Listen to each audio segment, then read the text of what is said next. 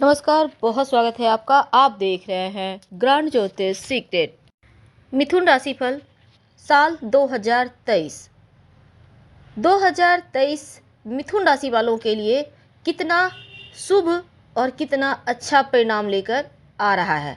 चाहे वो आपके लाइफ का कोई भी क्षेत्र हो, आपका करियर, आपका व्यवसाय, आपकी नौकरी, धन की स्थिति, आपकी जो विद्यार्थी हैं शैक्षणिक स्थिति, और आपका प्रेम जीवन, वैवाहिक जीवन, पारिवारिक जीवन, लगभग सब कुछ आज हम आपके साथ विस्तार से साझा करेंगे। तो वीडियो के अंत तक बने रहिए।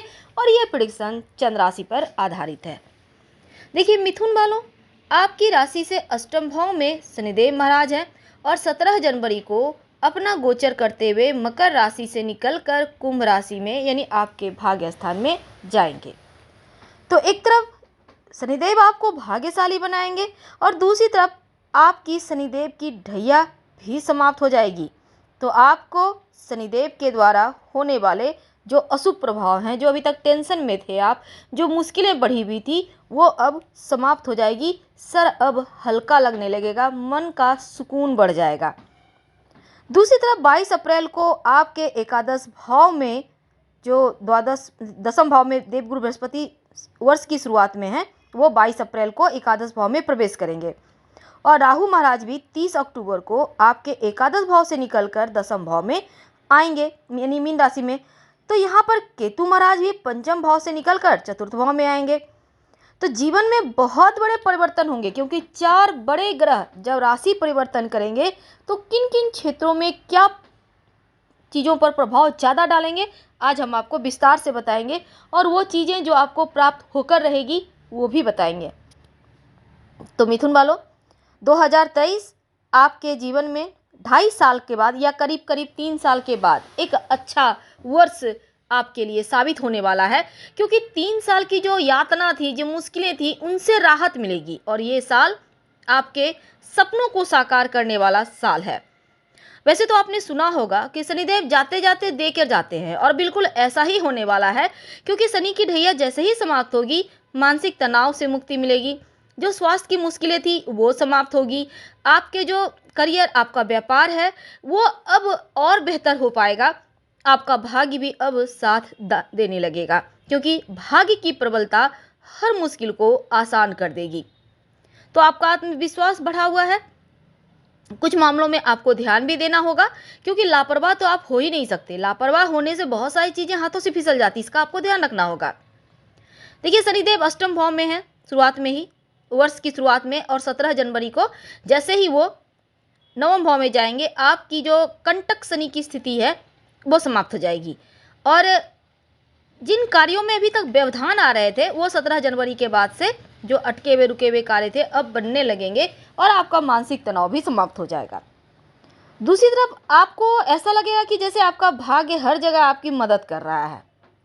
लंबी यात्रा के योग, विदेश जाने के योग, घर से दूर रहने का योग, धर्म कार्य में आप बहुत ही ज़्यादा इन्वॉल्व हो पाएंगे। ये सभी चीज़ें आपके जीवन में खुद ब खुद घटित होगा। अगर आप जॉब करते हैं तो तबादले का भी योग है, लेकिन ये आपके लिए खुशियाँ लेकर आएगा। तबादला तो होगा, लेकिन प्रमोशन के साथ, तनख्वाह बढ़ने के साथ जो खुशियाँ देगी। लेकिन हाँ, शुरुआत में थोड़ा सा आपको अपने स्वास्थ्य का ध्यान रखना है, क्योंकि शुरुआत में जैसे कि ठंड का भी मौसम है, तो थोड़ा सा ख्याल रखिएगा आप।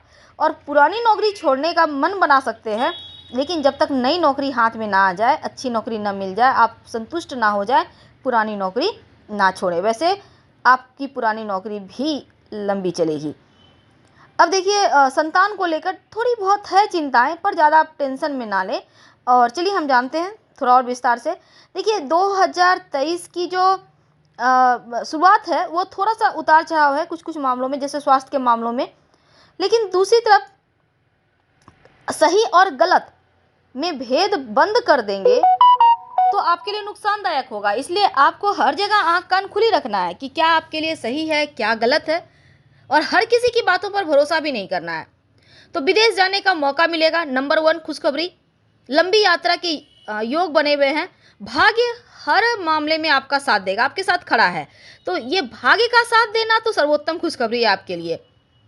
परिवार में खुशियां आ रही है। देवगुरु की कृपा से क्या होगा, घर में सुख शांति रहेगी और शुभ मांगलिक कार्य भी देवगुरु संपन्न करवाएंगे। ये आपके लिए तीसरी खुशखबरी है, यानी कि अविवाहित हैं तो विवाह तय होता दिखेगा। चारों ओर का वातावरण हर्षोल्लास में रहेगा और बस आपको थोड़ा सा जो भी आपने अभी तक आपकी गलतियां थी उसको थोड़ा सा सुधारिए। दूसरी तरफ आपकी जो महत्वाकांक्षाएं हैं वो पंख लगाएंगी और इनकम ज़बरदस्त रूप से बढ़ेगी। एक से ज़्यादा स्रोत से धन आएंगे, ये आपके लिए पांचवी खुशखबरी है। और अगर आप नौकरी के लिए आवेदन कर रहे हैं तो इस साल सफलता मिलने की संभावना बढ़ी हुई है। ये छठी खुशखबरी आपके लिए, क्योंकि कंपनी में स्थिति भी मजबूत होगा, सीनियर का साथ मिलेगा, आपकी इनकम बढ़ेगी और आपके काम की वजह से सम्मान भी आपका बढ़ेगा। अब शनिदेव शुरुआत में अष्टम भाव में है, बृहस्पति महाराज दसम भाव में, तो शुरुआती जो समय थोड़ा बहुत भले ही उतार चढ़ाव हो, लेकिन लंबी दूरी की यात्रा भी इस समय हो रहा है और आपको अपने व्यवहार में पॉजिटिविटी लाना होगा। किसी को भी कुछ भी बोल देने से आपको बचना होगा, यानी उल्टा पुल्टा किसी को ना बोले तो अच्छा है। अब अप्रैल में जैसे ही देवगुरु बृहस्पति आपके एकादश भाव में जाएंगे तो आपके इनकम जो है वो मतलब एक तरफ से धन नहीं आएगा, बल्कि धन आने के जो आपके पास स्रोत हैं वो बढ़ जाएंगे। एक से ज़्यादा स्रोत से धन आएंगे, ये आपके लिए सातवीं खुशखबरी है। नौकरी में भी पद प्रतिष्ठा बढ़ेगा। जमीन जायदाद के मामलों में थोड़ा सा आपको संभल के रहना है। कोर्ट कचहरी के मामलों में सफलता मिलेगी आपको, ये आठवीं खुशखबरी है आपके लिए।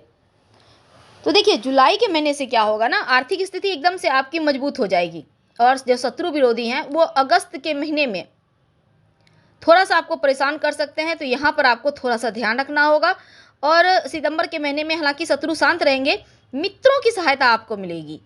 अक्टूबर का महीना आपके लिए बहुत अच्छा है। अपना मकान, भूमि, भवन, वाहन प्राप्ति के प्रबल संभावना बनी हुई है, आप इस समय ले सकते हैं।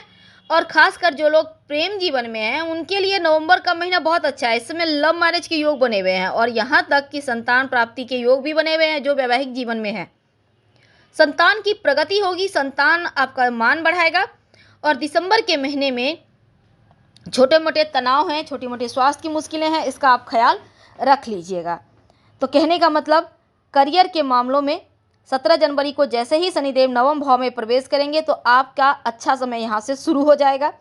मनचाही जगह पर आपका तबादला हो सकता है। नौकरी में बदलाव का प्रयास कर रहे हैं तो शनिदेव की कृपा बरसेगी। और 22 अप्रैल के बाद देवगुरु बृहस्पति के एकादश भाव में जाने से और उनके ऊपर नवम भाव में बैठे शनिदेव महाराज की दृष्टि होने के कारण करियर में आपको सफलता, एक नया इतिहास गढ़ते हुए आप नजर आएंगे। पर मेहनत करना होगा, क्योंकि शनिदेव न्याय के देव हैं, मेहनत करने का फल देते हैं। इस समय आपको पदोन्नति होना भी लगभग आपकी तय है। अब हम विद्यार्थियों को कैसे भूल सकते हैं। देखिए विद्यार्थियों के लिए पंचम भाव में केतु महाराज हैं, शनि महाराज अष्टम भाव में, एकादश भाव में राहु, तो क्या होगा, यहाँ पर थोड़ी बहुत चुनौतियाँ हैं। लेकिन राहु केतु का राशि परिवर्तन होगा अक्टूबर में। देवगुरु बृहस्पति 22 अप्रैल को एकादश भाव में आ जाएंगे, तीसरे, पाँचवें और सातवें भाव को दृष्टि देंगे। पाँचवें भाव अर्थात बुद्धि का विद्यार्थियों का भाव है और देवगुरु बृहस्पति की दृष्टि होने के कारण आप 22 अप्रैल के बाद प्रतियोगिता परीक्षा की तैयारी कर रहे हैं तो कोई बड़ा तोहफा मिलेगा। विद्यार्थियों को वर्ष की शुरुआत से ही तोहफा मिल रहा है। जो उच्च शिक्षा ग्रहण करना चाहते हैं उनके लिए भी अच्छा है। 17 जनवरी के बाद आपके प्रभाव में वृद्धि होगा और उच्च शिक्षा में सफलता अप्रैल में आपको मिलता हुआ दिख रहा है।